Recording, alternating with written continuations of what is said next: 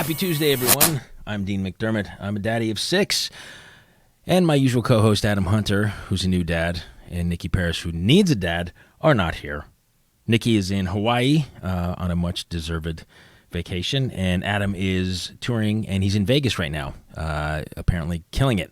But today, I have some very, very special guests. Very special guests. In fact, my favorite guests so far. Please help me welcome Tori Spelling, my beautiful wife, and Bo McDermott. Welcome to Daddy Issues, guys. Hi, Daddy. How are you? So today it's Daddy and Mommy Issues. I think there's a show there. What do you think, Bo? Sorry, Adam and Nikki. Mama takes over. Welcome to the show, Bo. And toddler issues? Toddler issues? He's picking his nose right now and showing me. Oh, yeah. Put it on Dad. Don't put it back in your nose. No. Yeah. You know what? Just wipe it on your pants there. No, wipe it on Dad. No, don't wipe it on me.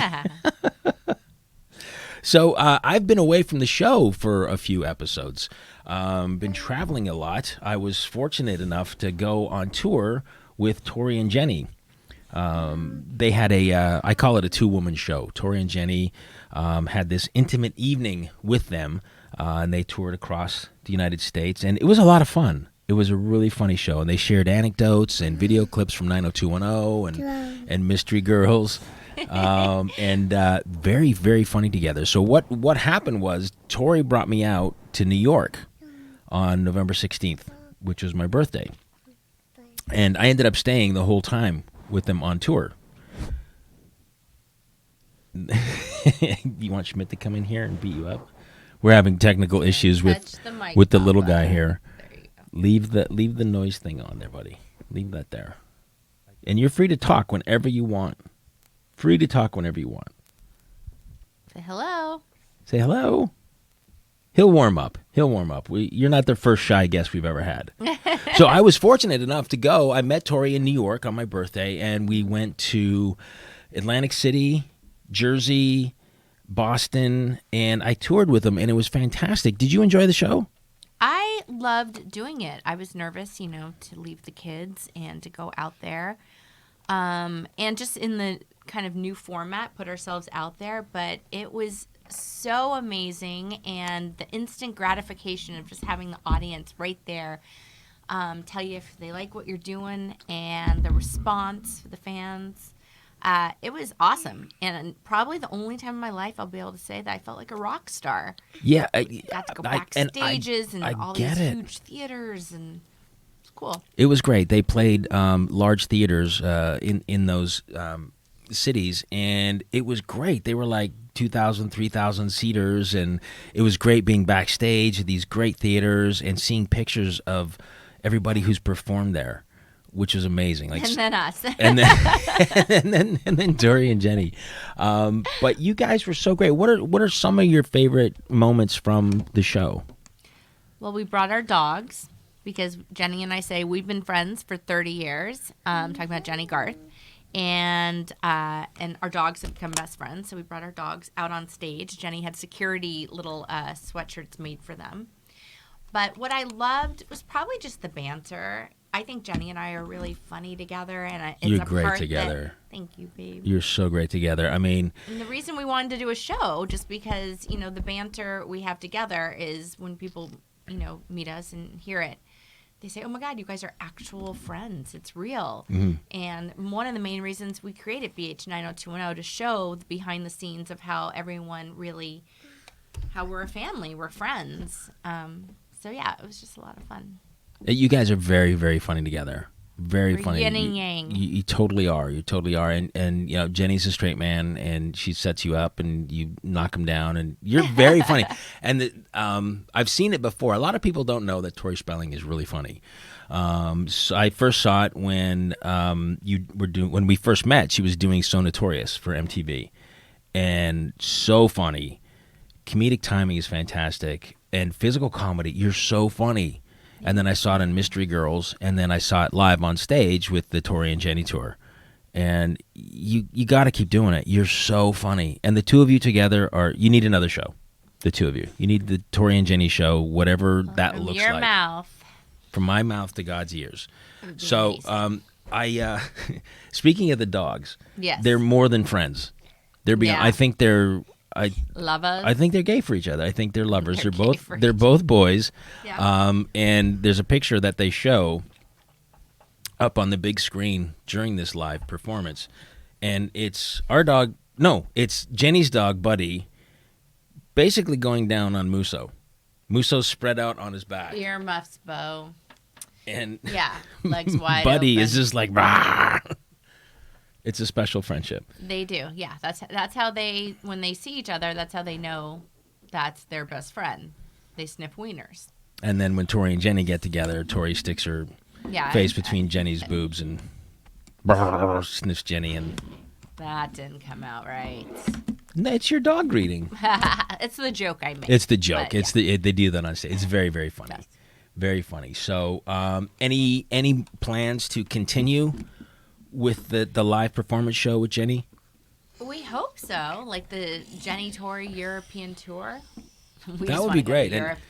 And let me tell you, just sitting in the audience for every show, people adore you guys. They loved it. They loved the show. They loved the friendship. They loved the poignant moments and the heartfelt moments. They loved the laughs. And we play games with the audience participation. It's very interactive. Like, it was like they would get the crowd so worked up. It was like the Beatles were in town. It was my crazy.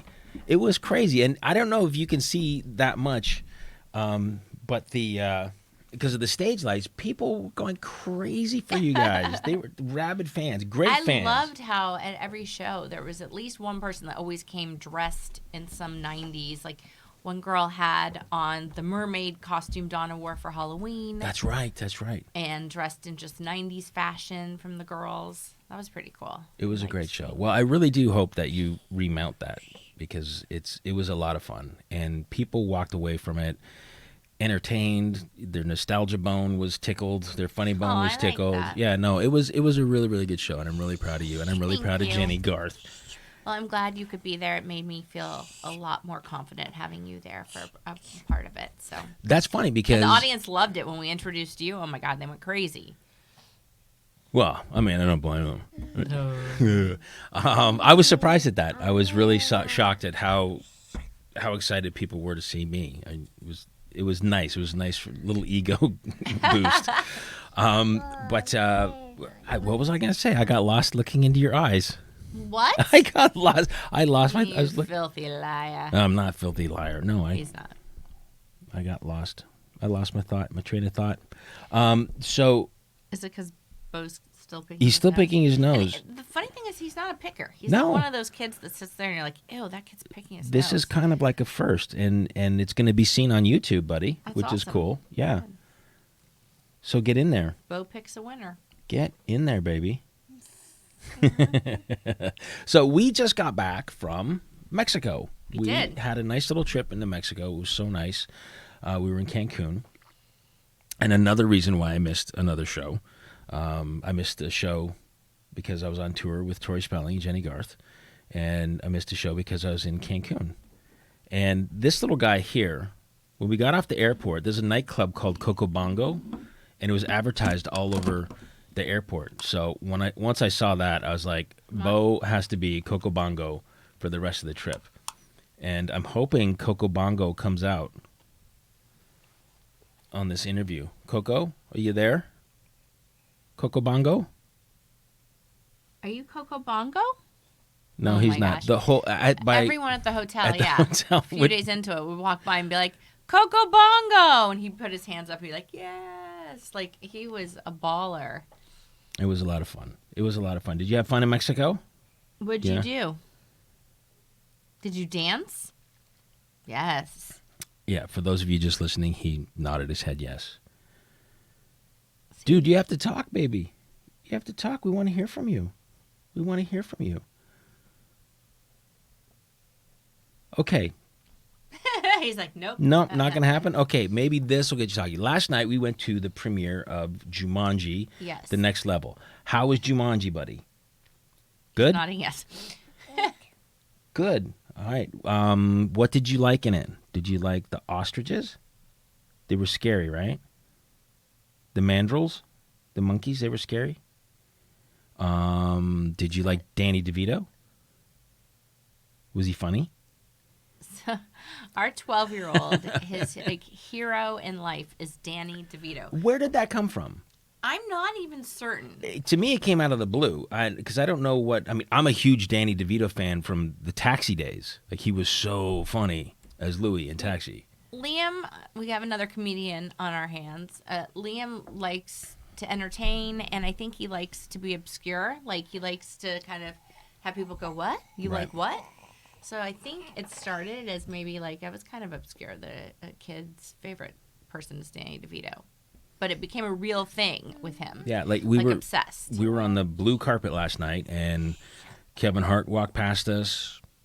Didn't flinch. Nope. Liam didn't flinch. Jack Black walked past us. Didn't flinch. I didn't see him. Dwayne Johnson walked past us. Didn't flinch. No. And then he spotted Danny DeVito, and he lost his mind. Oh my gosh, his face lit up. It was really cool when you see someone meet like their idol. And Danny DeVito got a picture. He got a picture with Danny DeVito. He was so gracious, so nice. Took tons of photos with Liam. That was very cool. I think Liam's taller than him. I think so. Not by much. No. But still taller than him. He was so good in the movie, Danny DeVito. He's such a funny man. Well, you know what? He's able to, and I say the same about John Candy, and Robin Williams. Like they are able to work that line of laughter and heartache and vulnerability. Yeah. Like they're just so good. As funny as he was, it was heartbreaking to see him, getting old, and he had a hip replacement, and he's on a CPAP machine. Like, he's just so good. And Danny Glover, I love Danny Glover. He was awesome. He's so good. I wish there was more Danny Glover. I know. He was walking behind Liam and Danny DeVito taking the picture, and he kind of poked his head in. I was like, whoa, taking the picture. Like, there's Danny Glover. I wanted my picture with Danny Glover, but know. I chickened out. When you have those moments where you're like... Yeah, I get nervous. I think maybe because I've grown up with people taking pictures with me, I get nervous to ask people if I ever want it, so I usually don't, but only if the kids want it. If it's someone they love, then I'll say, excuse me. Yeah, I'll do it for the kids before I'll do it for myself. I have a funny story. I was here one night at the Comedy Store, and Anthony Jeselnik was performing, and Brian Callen. So we went back into the green room, and there's Anthony Jeselnik. And I was like, oh, my God, Anthony, I'm a huge fan of yours, and we were talking comedy and stuff like that.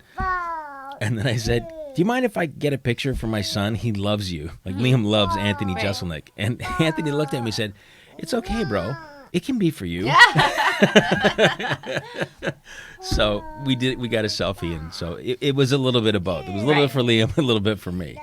But I get panicked when I love Dwayne Johnson. I would love to get a picture with him, but I wouldn't. Really? I wouldn't ask him. And then I said hi to Kevin Hart, and I wanted to talk about the moment that he and I had met before, and it was with Hattie. Oh, at the first movie. No. No? This was. Where was that? There's a Starbucks down the street from where the kids went to school in Encino. So I'd always go there with Hattie before I took her to the other school, right? Because the kids were at this one school. Yeah. So I'd stop at Starbucks, and we'd have she'd have a hot chocolate, and I'd have a coffee, and we'd have a little moment, and then I'd take her to school. So I'm walking out of Starbucks, and we're walking in between two cars, and I'm a big guy, and I got my big MMA fighter T-shirt on, right? And there's this little cute blonde in front of me, and Hattie, right, with these big blue eyes, and I'm walking, and I look, and then Kevin Hart, and I think it was his girlfriend or wife at the time. This was before he blew up. It was just before he blew up, and we were stuck. Right, because we were in between two cars, we couldn't go around each other. And he looked at me, he looked at my shirt, he looked at Hattie, he was like, oh my God, this is the most adorable thing I've ever seen. Like, big, huge dad fighter guy with a beautiful blonde little girl. And I was like, oh, cool, thanks. And he backed out and let us go. And then I got halfway to our car, and I was like, oh my God, that was Kevin Hart. It didn't dawn on me at the time.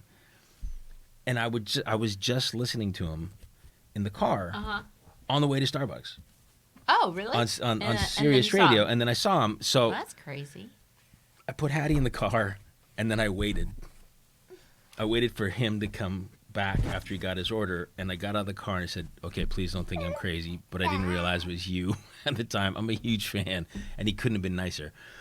But I was like, how do I condense that story into like 4 seconds? Because that's all I have with him. Right, because So- he was in the middle of a press line. You couldn't, you know. You It was that it was before the press line. Like we were waiting. Oh, I see. Everybody was waiting to, go down the press line.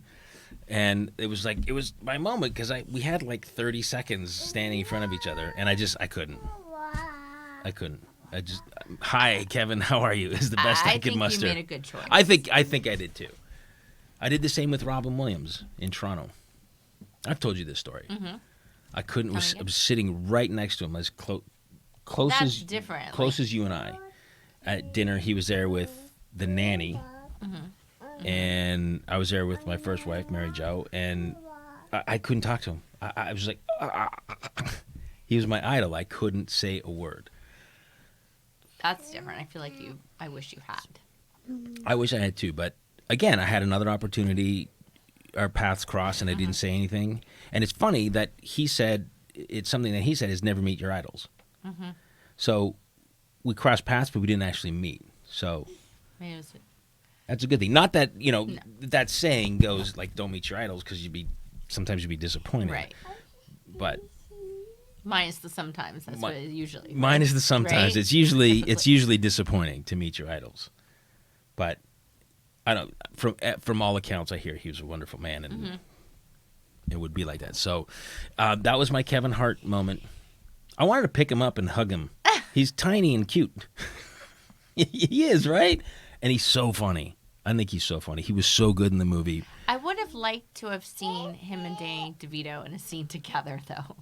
Oh, yes. Oh, my gosh. I never Because thought Kevin Hart and Dwayne Johnson, they're from the original movie. They play players in the game, like token players. So when you go into the game, you become them. Right. And Danny DeVito is the outside world, and kind of they're never in scenes together because he goes into the world. But maybe there could have been like a funny little, cameo like Stallone did with Travolta in Staying Alive. The sequel to Saturday Night Fever. I don't remember this. Stallone directed. They bumped into each other on the street. Like, hey. I don't remember that. Yeah, that's a little cameo in Staying Alive. But it'd be Before my funny. time. It would have been funny if Kevin Hart and Danny DeVito, maybe before he walked into the restaurant in the end, Yeah. if they had bumped into each other, kind of sized each other up. Kind of funny. That's why I should have directed the movie. I said it all along. Wow, we're going there. Yeah. Not Kasdan, Dean McDermott. Okay. Yeah. There you go. Dean McDermott should have directed it. And everybody else was so good. Jack Black, so good. So good. I'm really, really glad I've been nursing Montezuma's Revenge from our trip from Mexico.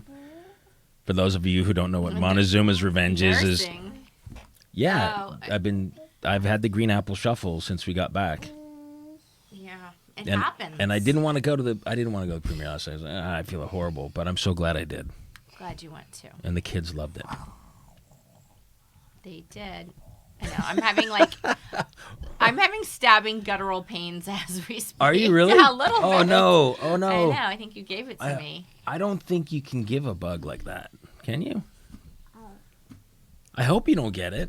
I know. Because I noticed your energy dipped by the time we got here. It's like. Or was it driving through the canyon? No. I'm having good old fashioned poo cramps right now. Yeah. Oh. Yeah. I hope you don't get it. It's awful. It's awful. I hope none of our listeners get it. Yeah, me too. Well, you said you can't give it to someone, so they won't be able to get it through the microphone. Well, I hope not. Let's talk BH 90210. All right, that was a perfect transition from poo cramps to BH 90210. Yeah. Why not? Right? Did you get poo cramps on 90210? I did not. No, you did not. So talk to me. Where's the show at right now? Because some of our listeners may not know where it's at. So we did 6 episodes for Fox, and I mean the thing is, when statements come out and things come out as an actor, you can't always talk about it, and it's better just to not clarify it. I mean, pretty much the initial intention from Fox was to pick up a summer event, a mini series. That's why they kept calling it a special event. And it was a 6-episode mini series. Of course, our intention was always to do more. So, because when Jenny and I created it and then we got the cast on board, we just all had so many stories, 10 years of stories, present day stories, from the past, the present, everything. And we were just getting to the good part because the second season was always intended to jump into the straight reboot. So we would have a 50-50 show, half us playing heightened versions of ourselves and then half the original characters from the show and where their lives are 20 years, 30 years later. Oh my God. No, so 20 years later. So it was like a perfect little teaser. It would have been a great blend. But, Fox saw it differently, and I think they just saw it as, a nice little nostalgia moment for the fans and left it at that, which is fine. And we're grateful we got to go home again because that's where we started. Those are our roots, and we honestly wouldn't have wanted to do it with anyone but them to start with. But the whole cast, we would love to keep going and jump into the reboot part. Everybody's still on board. Do it somewhere else. Everyone's still on board. Would love to do it. It's no small feat to get everybody together because their lives are so busy and their careers are so busy. So it was amazing. 7 people with different careers, big lives, families, kids, to get them all together at the same time to pick up and leave their families and go to Canada for 3 months. Yeah, it was a lot. And I got to say, everyone's just as hard workers as they were 30 years ago when we started. Because, back in the day, back in the day, that's so old. I just dated myself. You said it first. Well, I'm much older than you. Not really. Well, yeah, 7 years a lot. It's a lot. Trust me, it's a lot. We would work 15-hour days, and we didn't know any different. We were teenagers in our 20s. We thought that was normal. You'd work 15-hour days and party, and then go to work the next day.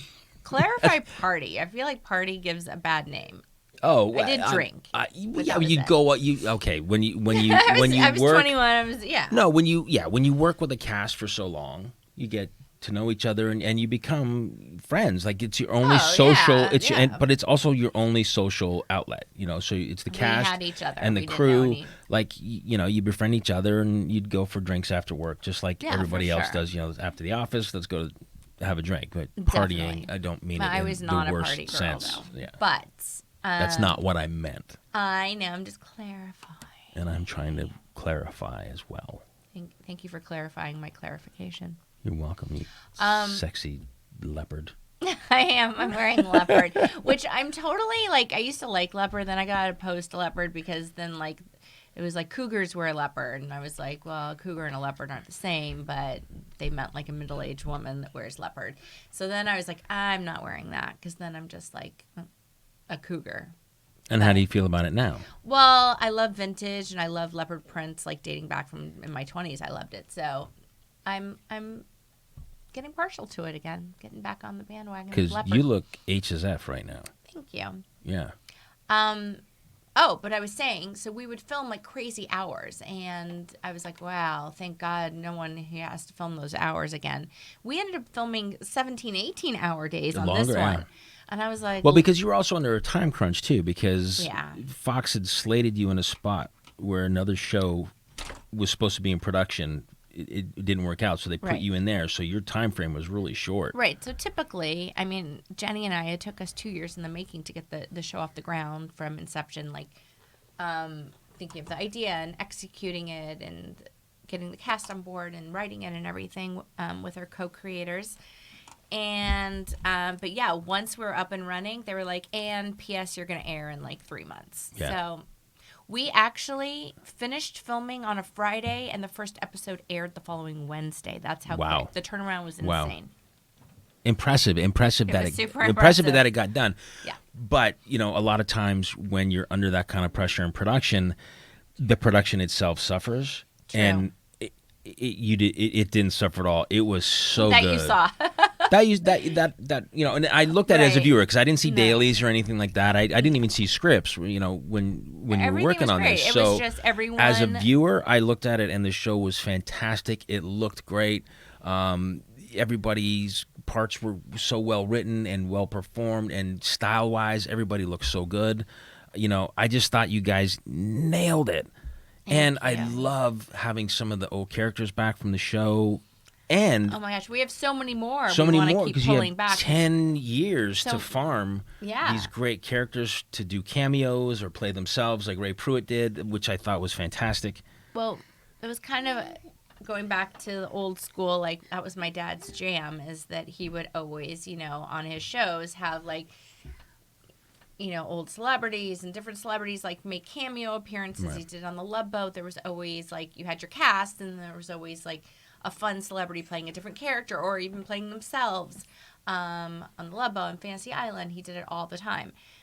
So we kind of wanted to pay an homage to that, like the Love Boat, and do that on BH 90210, which we will. I don't say we wanted to, past tense. We will when we do it in the future. So you're looking to take it elsewhere? Yes. How does that work? It's a great question.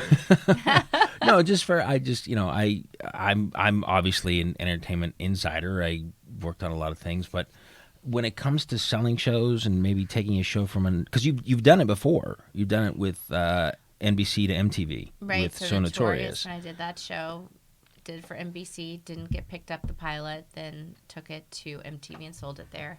Did a season there. So now how does that work? You approach Fox and say, hey, we want to take it somewhere else, and they sign up on No, it? actually, Fox doesn't own it, so it would be CBS. CBS, okay. Studios owns it.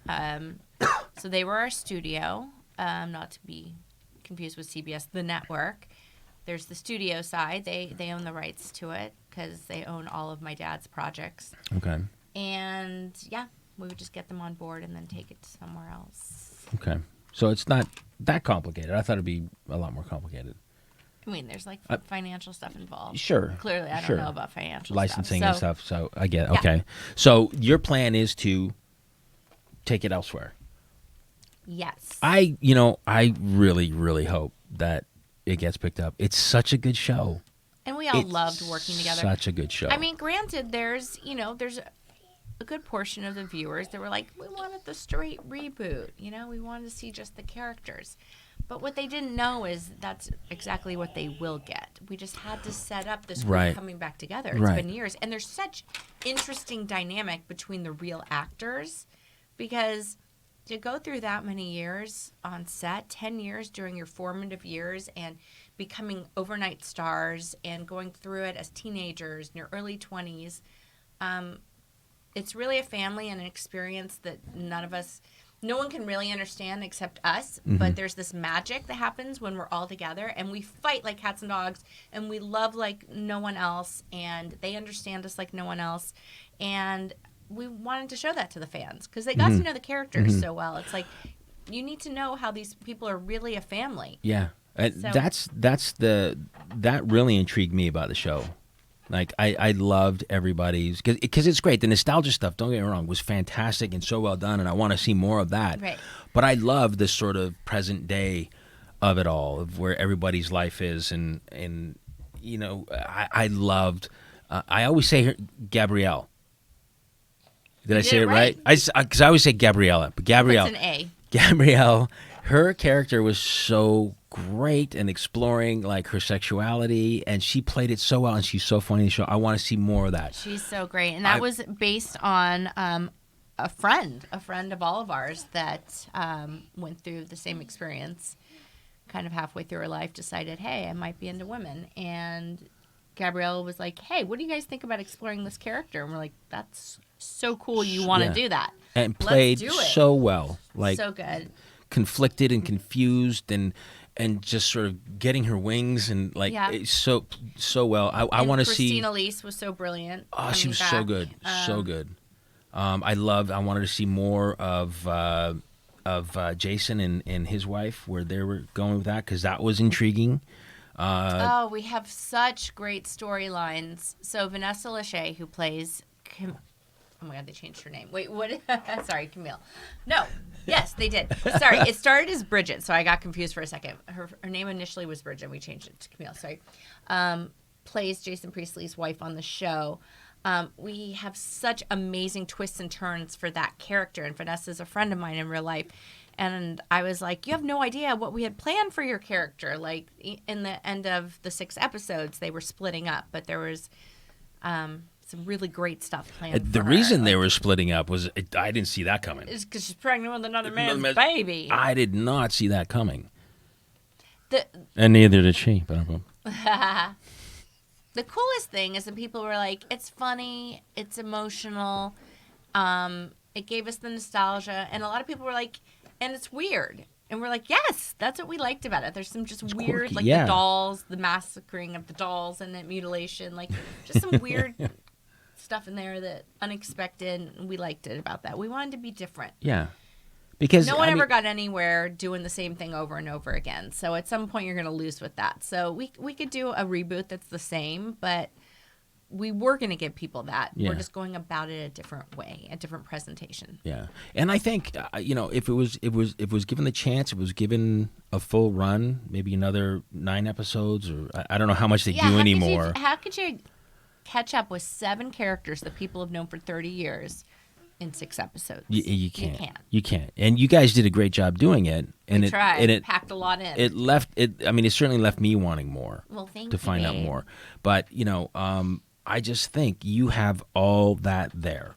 And judging from the reaction of the fans on the road when you and Jenny did the show, there's a huge fan base for it.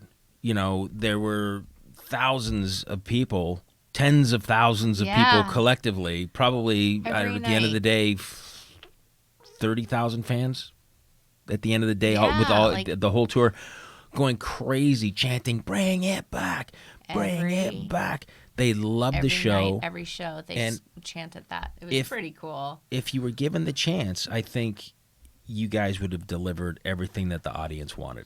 Because I think it was such a brilliant setup. Oh, yeah. I mean, at the end of the day, you think it's about the fans because they're the ones that watch, but you're at the mercy of networks and executives, and it's how it has always been. And I know that my dad was always friends with the network executives, but it would drive him crazy as a creator that at the end of the day, it's up to them, and and it's about, not up to the fans, and unfortunately. It's about the bottom line. It's all about money. It's all about the mighty dollar. It if is. it's making money, if we're selling advertising, which sometimes things are changing. Sometimes you got that old adage, you got to spend money to make money. So as if maybe it's like, okay, well, we broke even or we produced this at a loss. I believe in it. We're going to find our audience. Let's go with it. Well, the ratings were good. They found their audience. The whole thing, I know everyone's like, this is such a mystery. What happened? And it's like, I just truly believe they had in their minds this was always a fun summer event. Right. And they couldn't see what would come next, that there was more to it, which I don't get, but I'm just saying the merchandising. I know, the merchandising. How great would it be to have the character doll from back then and your current? You could have the dolls, because you had your Donna Martin doll, so your Donna Martin doll then and your Donna Martin doll mine now. Mine would have a boob job, yeah. Yeah. And it'd be so, and you could have. They did my doll before I had my boob job. It could come with accessories that that you use now or stuff like that. You have your like Botox and like Botox and your beauty care line and stuff, and perfect iron with a set of weights and. Well, I couldn't be more proud of you, and I've said it on the show before. Like I saw everything that went into getting this off the ground, and my gosh, again, 2 years plus in the working, to pull it off. Oh my gosh, and I felt 12 weeks of shooting, and you 6 episodes. So hard because, I mean. We have a big family and everything we do is for our family and we love our craft. But at the end of the day, if you don't have your family, you don't have anything. And I remember at some point you were like, we don't even see you anymore. And I was like, oh my gosh. it's hard because it's like, well, this is all for us. Like, you know, like when we both work, we do it for our family. Mhm. But it is hard. We did. We Well- put blood, sweat, and tears into that project, Jenny and I, to the, like, you and Dave, Jenny's husband, you were both like, yeah, we don't see you guys. Yeah, I was there for half of the run because I was sick in the hospital and the kids weren't out of school yet, right? That's true. When you started, so I mean, before that, just like leading up to it, the year before, like oh my making gosh, it. even when we're writing in and- pre-production, like she would was spend insane. hours and hours with the writers on the lot, and we didn't see you when you were at home, and then it just kind of got magnified. Because think about this, think about me and 5 kids and Tori in a Oh, in Vancouver. 900 square foot 2-bedroom apartment. Yes. So it's one thing to like not have your It partner was not around 900 when you're at square home, but when you're on location, oh my gosh. I felt so bad with you. You had Because 5 kids you in have that your- one apartment. You have your creature comforts at home, right? So you can depend on them. And it's like, oh, I could take them here. I could take them to Giggles and Hugs, or I can drop them off and they can have a play date with. I was there just with the kids. Yeah. Right, so I was Julie, the cruise director in Vancouver. I was like, "What am I going to do with these kids? I have to entertain them sexy. every day." And we had fun, but believe me, it was tough. I mean, and Vancouver was so beautiful, and our apartment was so close to the water, which was great because we did a lot of stuff. We went fishing, I we didn't went get boating, to do most of it. and but yeah, unfortunately, we had one weekend together, right? We went to Whistler. Whistler. Yeah, we had one weekend together that whole time we were there. Nice. Because you were just working your little buttons off. You know what? You and Jenny are so good together as producing partners that there's going to be plenty of more productions with you two. And you are so good. You know, I say it all the time. The apple did not fall far from the tree. You are your father's daughter. You are Thank a you. brilliant producer. Really, really. I know it sounds biased, but hey, go and watch, binge watch So Notorious, go and binge watch Mystery Girls, and binge watch BH 90210. Thank And that's you. got my wife's fingerprints all over it. She is incredibly talented, incredibly funny, incredible producer, Did and I created and co-created all of H them. is F on top. Well, I'm on a little bit of a streak right now, and I have to break it. What's your streak? My streak is I'm able to create something and Get it made. get it on the air, and then one season. One season. Yeah. It's the story of my life. It's a story. I've only ever done a series for 2 years. That's the longest. It's ever No. ran. Mm-hmm. Due South? Due South, yeah.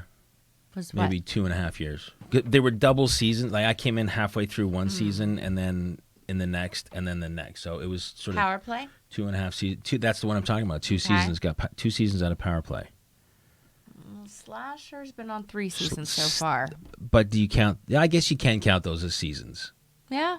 right? Okay, so Yeah, 3 3 seasons. I stand seasons. corrected. Okay. So But you're currently on This a show isn't that's gone. this isn't about me. completed 3 seasons. This is about you. You want to break your streak. Yeah. You want something to go beyond. Right. Because One my dad season. had brilliant creations that all went on for years and years and Yeah. years. And Also, different time. different times. But the shows I've created, there's no reason they shouldn't go on. I agree. They're good. I and agree. they're a little ahead of their time and the first of their kind, which I like. You know, no one had seen anything like BH 90210. Well, they're going to see it again because if I know you, Hell yeah. Hills, yeah. Tori's saying is no is the beginning of yes. Yes. No is the beginning of yes. You're so awesome. I love you. I love when I'm people really tell me so no, proud actually. of you. I'm really so proud of you. So proud of you. Stop it. And there's a first on Daddy Issues. One of our guests shit their pants, You just shit your and pants? it wasn't me, Oh, okay. and it wasn't you. Dude, Oh, Bo, did you shit your pants? did you shit your pants? Yeah, you're such a liar, dude. I can smell here. it. Let It's me a go. I small have a room. nose. I can't smell anything. Let me. Oh yeah. Yeah. He shit his pants. All right, Daddy Issues first. Let's hear it. Clap. Yay, Bo McDermott. Yay. All right. Sad poop. I think this might be the first time somebody shit their pants in the basement of the Comedy Store, but Schmidt's shaking his head. No. Yeah. Is it the first time someone has shit their pants while doing a podcast? No. Okay. Oh, man. Yeah. They weren't sitting in this chair, were they? We're not sure. Maybe. Okay. Wow. Well, it's a first for daddy issues. Wow. Yeah. Oh God, I could just imagine what's going on down here. Well, it's hard to have daddy issues without some shit in your Without pants. some poop, absolutely, absolutely. Poop. The last couple of days I came close to, and I haven't done that in a long time, but with my Montezuma's Revenge, came close. And I still find you sexy. Isn't that crazy? It's cross half the bear, babe. Okay, I want to bring this back around before we got onto our guest pooping his pants, but I want to talk about your dad a little bit.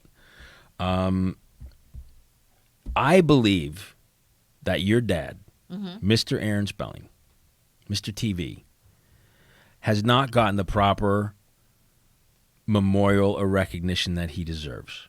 Why is there not a statue of him out in front of the Writers Guild? Why is there not something? Where's an homage to Aaron Spelling? He changed the face of television. Don't you think, Bo? Bo agrees. He changed the face of television. I mean, Well, if you he has a star on the Hollywood Walk of Fame, which but doesn't take much these days. it doesn't take But much. back then Anybody, it meant something. Damn it. anybody can get. You got $2,000, and you can get your. It's bullshit. I don't. Your even know dad anymore. deserves so much more. It's interesting because, and you and I have been talking about this for years, and we want to make a documentary about my dad because it's so fascinating. Because when people think about him, they're like, everyone knows who he is. It's interesting. Like, there's not a lot of producers that, people across the country, middle America, know who they are. And everyone knows Aaron Spelling because they all watched his shows. He made shows that were relatable and entertaining. That's all he truly wanted to do. He came from nothing, watched his parents work so hard for everything they had, which wasn't much. And he wanted to bring enjoyment. He believed that TV, which it isn't now, he would be devastated. He kind of created appointment TV in a way because he wanted people to gather as a family. And no matter what had happened that day, to be able to leave it all behind and just have an hour of entertainment. And they could just let it go, stress-free, and joy. And that's what he did. And a lot of people, with Charlie's Angels and a lot of the shows he did, they'd be like, oh, Aaron Spelling makes jiggle TV. Well, he was a smart man. He was ahead of his time. Look at television now. Right. It's beyond jiggle TV. He's like, hey, this is how ironic. Like, I'm putting these women who are solving mysteries, and yeah, they're hot and they're wearing great fashionable. Like, he was always into fashion. He got it. And he was ahead of his time with storylines, and no one ever gave him credit with racism and, homosexuality. The first openly gay character, correct? Yeah, he went AIDS. for it. Yeah. And he was never really acknowledged. He was always ahead of his time. So it's like people years later would do something, and he had already done it, but they would get the recognition for like, him. oh, Right. they did a TV show about this. And it's like, well, he did it years ago. Well, then I posed the question: where is the Aaron Spelling documentary? I mean, where is that? Where's his memorial? Where is the recognition for this man? I mean, he wasn't mentioned in memoriam at the Oscars, and No. he makes movies. He did. A Right? lot of great so I was like, movies. that was a snub. What's with that?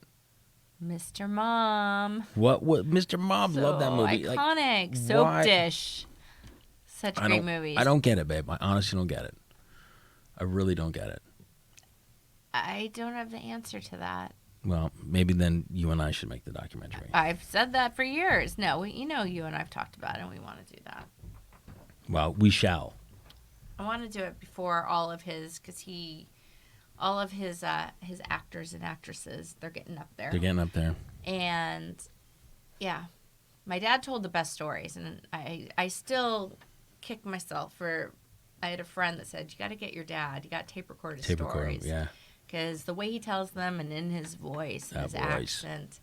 And I was like, oh, yeah, there's time. And, you know, there's never time when you think there's going to be time. And unfortunately, I didn't get it. But there's still so many men and women out there who worked with him You can't in swing front of the camera and behind the You camera. can't swing a dead cat in Los Angeles without hitting someone who's worked with your dad, either crew or actor or writer, producer, director, and nothing but amazing things to say. Like when you encounter those people and they tell you they're so happy, their faces just light up and they're so excited to tell you that story. He was a kind soul.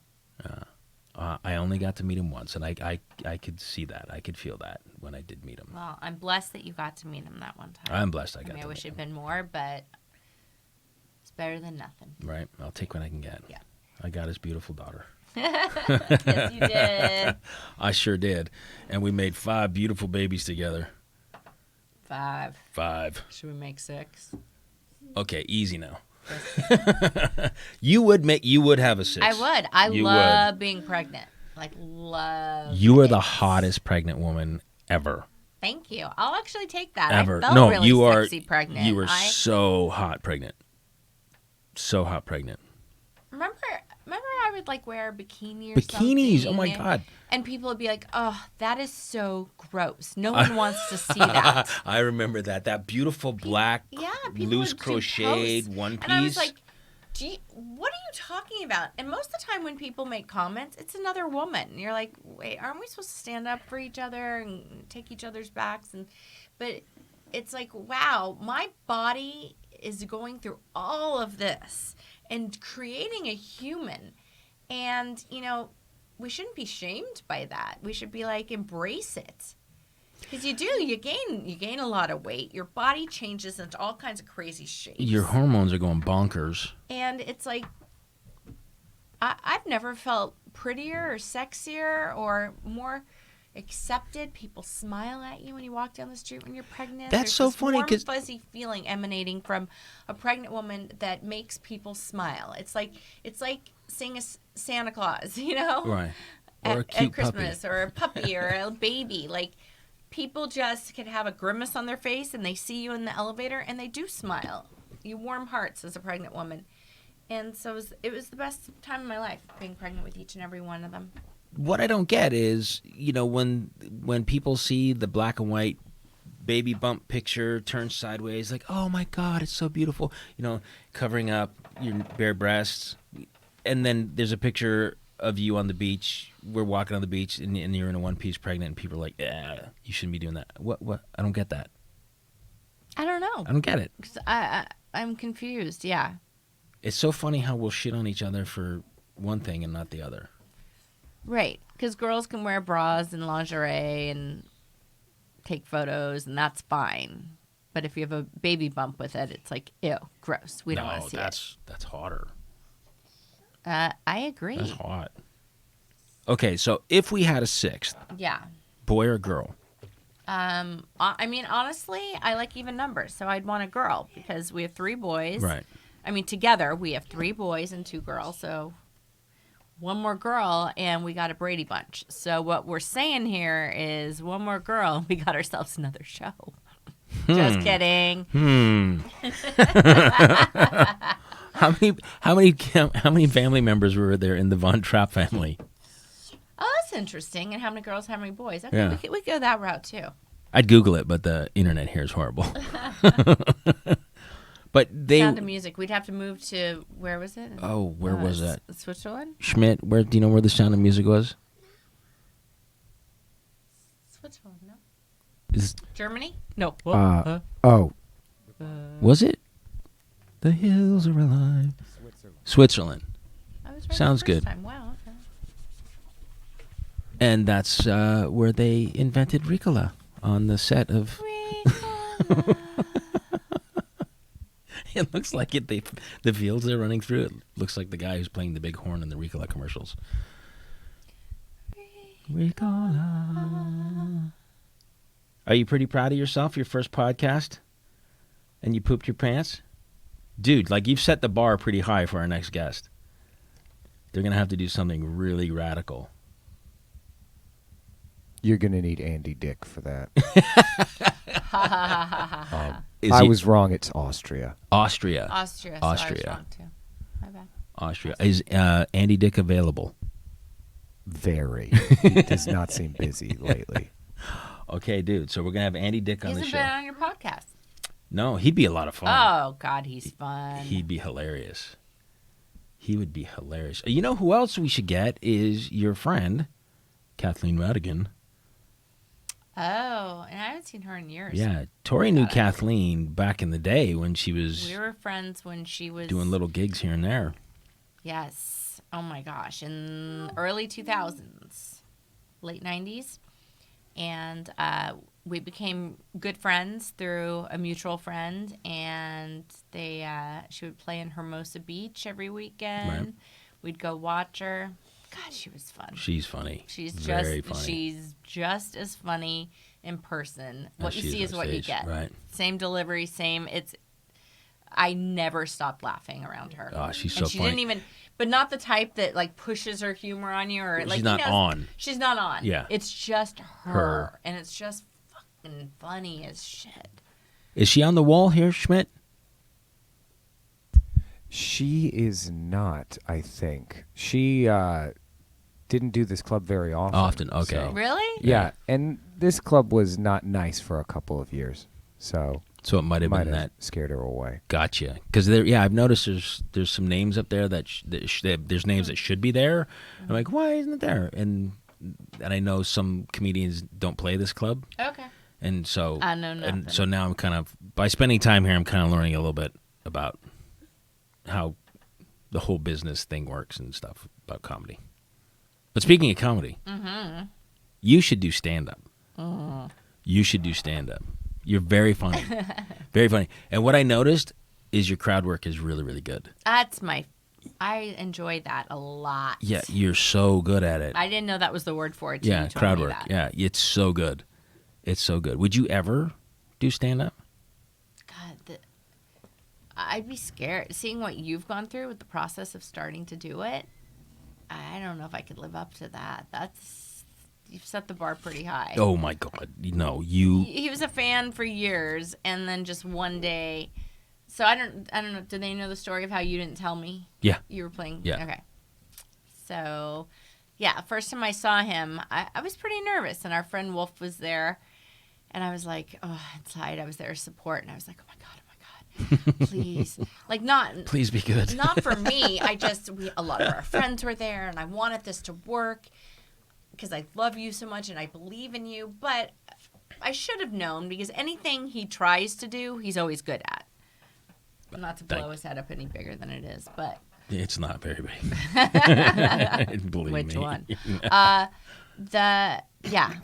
And so our friend Wolf was there, and he said, he looked at me, and I was literally like pale as a ghost, and I was like, it was moments before he was going on, and I was like, oh my God, my heart was pounding. I was like, I'm really nervous. And he said, don't be. He's really, really funny. And the way he said it, like he doesn't just say that, and he was so convinced of it, I was like, okay, let's see. And from the moment you went on, I was just like, whoa, blown away. So I don't know. I'd be scared that I couldn't live up to that. Thank you, and you can. And I don't know if I would remember, like, you call it a set? Look, Yeah. I'm getting good. You call it a set, you comedian people, you. You comics. You comics. I don't know if I could remember everything. I'm better, I think, like, Off with the cuff. spontaneity Yeah. and just, like, which coming is up which on is the even fly. which is even better. Which, even you better. know, even if with you're our tour, we would try to go through, like, what stories we're going to tell. And I'm like, I'm better just, like, each time something new, whatever comes to mind. right, so that's in my opinion, that's a perfect comedian. If you're able to just kind of have like some bullet points of things that, you know, hey, let's talk about little politics here, let's talk about family here, let's talk about my boob job here, and let's talk about, you know, shitting my pants or whatever it is. That's all I talk about: politics, family, my boob job, and shitting my pants. Perfect. Have you looked at the back of a comedy CD and looked at some of the names of there? their little bullet points, their little segments. I'm So- Tori, and I like to piss in potted plants. Like that? Yeah, Yeah. that would be pissing in potted plants, which is a great story. There's So, stories there. so you would be great. So you're just like, hey, here's my things that here's a guideline, a loose guideline, and go out and just improvise. That is a great comedian. What if we put together the Daddy Issues tour? I don't fit into that. Me, you, or what? Maybe we don't change it. Maybe we'll change the name. No, it's kind of funny though. If you're the host, you're the MC, and it's me and Nikki and Adam, we just tour across America, the Daddy Issues tour. I don't know. I'd probably love to come support you. I don't know how I fit into that mix, but Okay, how do you see yourself fitting into a comedy mix? I don't know. For me, like, I love writing my books and telling my stories. I'm a storyteller like my dad. So I think it would be like a one-woman show one day or something like that. Which is kind of what I was doing with Jenny, like a two-person show, kind of a two-woman show.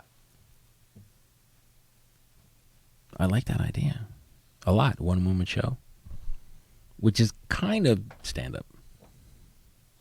Makes me feel better to say that. Okay, so we'll frame it that way, a one-woman show. Yeah. So you and I will go on the road with the one-woman show. One woman and a daddy. One woman and a daddy. I like that. Well, we're getting to the end of our show here. And I'm getting to the end of being able to take the smell in this room. I think we're going to have to wrap up the show, dude. I sadly cannot smell anything. Really? Oh, I can smell it's really it. bad, isn't yeah, it? it's kicking. Just like when you say, like, babe, how can you be okay with the dogs pooping in the house all the time? You don't smell it? I don't smell it. I smell it. I smell it. Like, I don't... And something's happened in the last, 6 months. Your poo really stinks lately, dude. That offends me when you say that. I hear you say that often. Like, oh. No, it's changed. No, he's just a baby. He is just a baby, but some nights it smells like he's been up all night drinking beer and eating Taco Bell. Taco Bell. Want to go to lunch after this? Taco Bell. God. Well, Bo McDermott, thank you for being on the show. Did you have fun? Anything you want to say? That's one last thing. Peace out. Say it again. Peace out. Oh, I love you, buddy. You're so cute, that little voice. Tori Spelling, thank you so much for being my guest. Thank you, Dean McDermott. I couldn't do it without you. It would just be me and a microphone. Sorry I wasn't as funny today as I could be, but Oh, no, I think damn, it was those poo cramps. I think it was a great show. I think it was a great show. And of course It's we your miss show, so I don't of, want to. of course we miss Adam and Nikki. We miss Adam and Nikki. Yeah. They'll be back soon. Nikki's back tomorrow. Adam's back next week. You can catch us all at the Dime Tuesday nights. And I don't have anything else lined up. It's the Christmas season, so I don't know what I'll be doing, but spending time with the family. Again, baby, love you. I love you. Thank you so much, and I'm so proud of you. Oh, thanks, And I Mama. love that you're doing your thing. Thanks, baby. You got your podcast, your comedy. Like, I love that you always try new things and reinvent yourself That's and me. excel at all of them. That's me. Thank you, baby. So maybe next episode we'll talk about me stripping? Except for that. Okay. Yeah. Because Daddy's got to make some money.